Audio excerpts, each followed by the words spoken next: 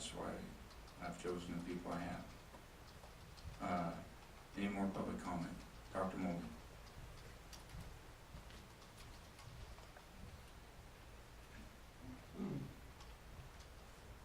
Mr. Chairman, Don Mulvey, I can sort of buy your argument for fairness on the traffic committee, but you didn't mention the wildlife damage management committee or the predation management committee or whatever it's going to be called.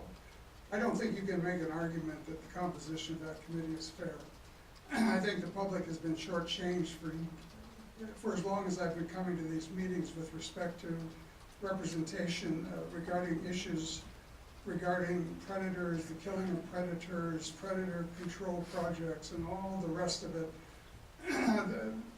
In my view, this agency, not so much the department, but the commissions, have treated predators as though they're some sort of private property that they can do with what they please, kill in any manner they wish, whenever they want.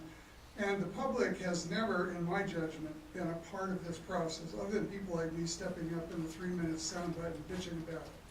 And I don't think that the current composition, while they may be outstanding gentlemen, I have no complaint about any of them, there is no one there on that committee who's not a sportsman or rancher or farmer, who have a bias towards predators that I don't agree with necessarily as a general rule.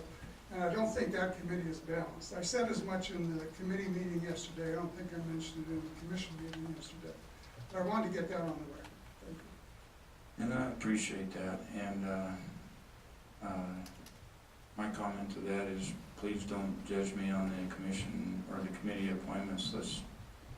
Let's wait and see what the result is and judge us on our results, because I think that the committees we've had, the results we've come up with have been balanced results that have produced results for both sides of all issues.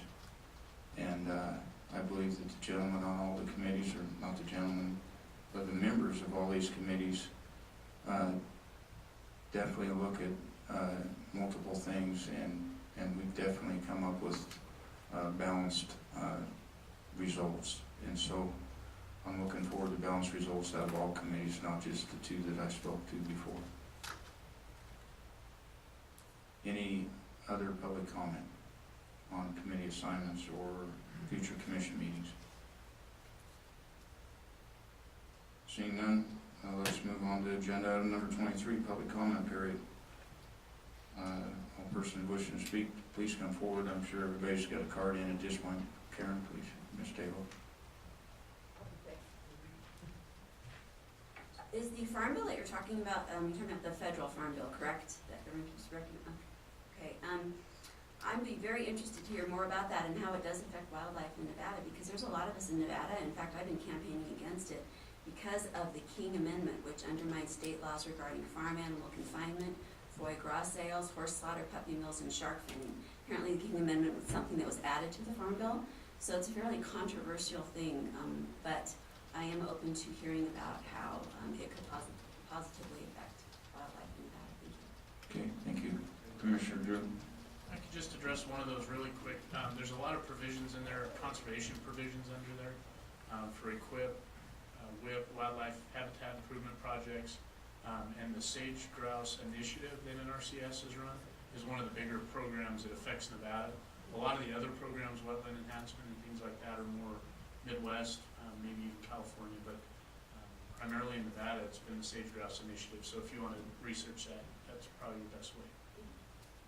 Commissioner Ignatius. And I hate to add more comment, but I guess that's kind of the point, is that it's a very complex bill, and it's got just tons of stuff in it that come from all sorts of angles. And when you look at a comprehensive act like this, I think that's the point, is that there are so many different things attached to it that you can see why it's struggled to get through Congress. And there are provisions in there that are very beneficial to us that, and I'm talking about the stuff in particular, but there are a lot of things that, that we don't usually look at it as a real important bill to us, but there are provisions. So I think that was the point, is that it's complex. It'd be nice to hear about it. Mr. Dixon. For the record, Paul Dixon. Last commission meeting when we talked about Con's Lake in Ely, I talked with, I think his last name is Garcia, who's with the county commission, and then I talked to Bill Murphy. I have sent them information on different remediation methodologies are being used by the U.S. Department of Energy at certain contaminated sites. I also hooked them up here in the last week with the lady who's holding a workshop for remediation actions at both Tennessee and Savannah River that's occurring here this month. And they're in direct contact with her to help formulate their proposal they're going to put in for their grant. So I'm doing, I think I'm as much as they're asking me at this point in time. If you guys hear that they need more, or somebody hears that I'm not giving them enough, please let me know, but I'm trying to be responsive with my incredibly crazy travel schedule. Thank you. Thank you for being involved in that and helping out. Any other, Dr. Moldy?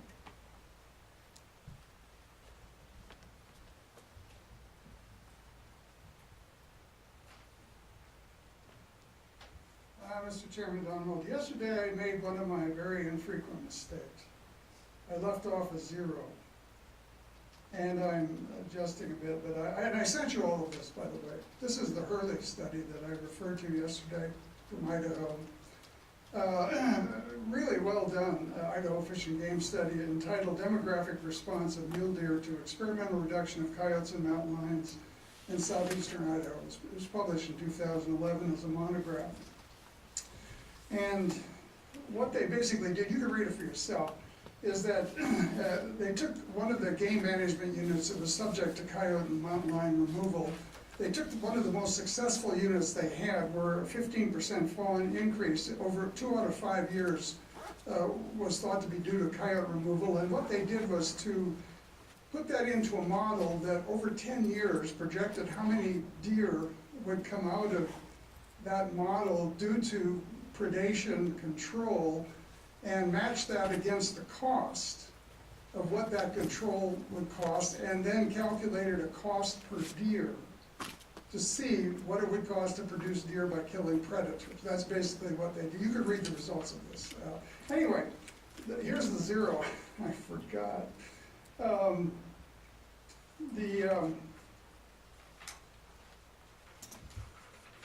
They're talking about I'll just read the last part of it. Focusing specifically on harvestable deer, this is over 10 years. 65 additional yearling males could be produced at $1,581 per deer over the entire 10-year period. But if increased trophy harvest were the objective, we estimated that six additional 4-year-old males would survive to harvestable age over 10 years at a cost of $102,845, or if you divide the little number into the big number, $17,127 per deer. And they concluded basically that killing predators is a rather poor way to generate deer. It's a fascinating study. I sent it to you, so you read the details. Okay, thank you. Rex?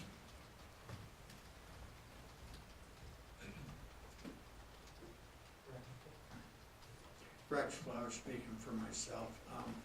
Going into this new age of technology and everything, something else we should be looking at down the road is return of tags. Right now they're either mailed in or sent in by person. There should be a way we could go online. This was brought to me by an individual in the general public, and they said besides going online and doing it that way, would also allow that individual that's returned their tag to have a record that they did such. Right now, I mean, this is not to say anything negative to NDOW or SCI or SC, but we have no way of getting a piece of paper back, I guess, at this time. I said this would fulfill everything. Thank you. Thank you. Anybody else? Joe? For the record, Joe Wasley with that Trapper Association. I get to go after Dr. Mully, so I'd like to speak to what he just spoke about. I think maybe if we put the cost-benefit analysis to what the private trappers do in this state as far as how many deer we produce, that would be a really interesting number, and maybe he could fund something like that. Thank you. Thank you. Anybody else? Seeing none? That's the end of our agenda. I'll take a motion to adjourn.